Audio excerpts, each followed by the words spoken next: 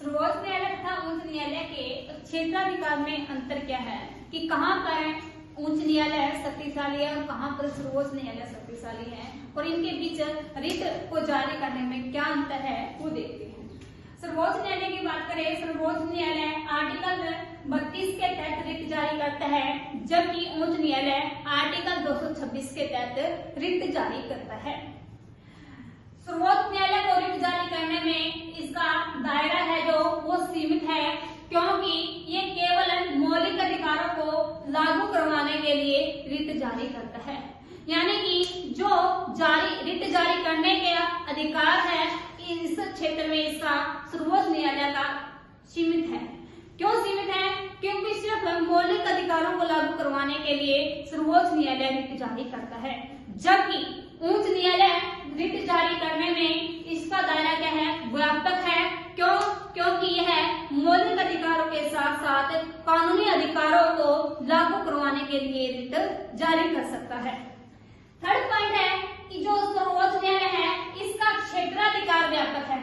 Writ जारी करने में तो क्षेत्र सीमित है, लेकिन ध्यान रखना क्षेत्राधिकार व्यापक है। क्यों व्यापक है? क्योंकि ये पूरे देश में रिट जारी कर सकता है।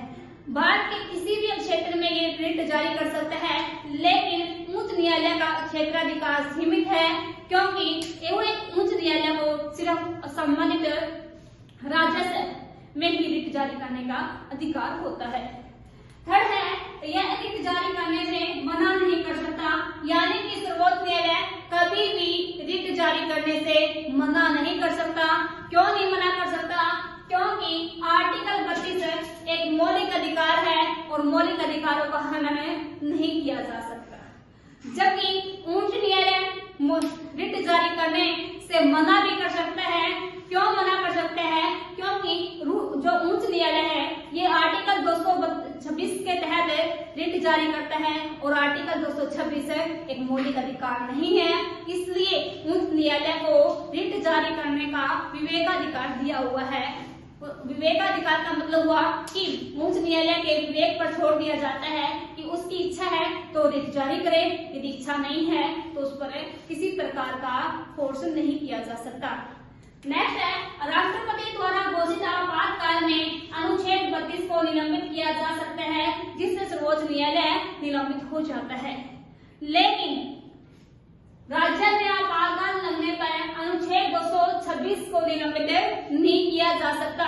यहाँ से भी उच्च न्यायालय की शक्ति ज्यादा हो जाती है। और एक लास्ट पॉइंट लिखना, सर्वप्रथम रिट जारी करने का अधिकार 1950 में कलकत्ता, मद्रास और बॉम्बे हाई कोर्ट को दिया गया था। उसके बाद सभी राज्यों को ये अधिकार दिया गया।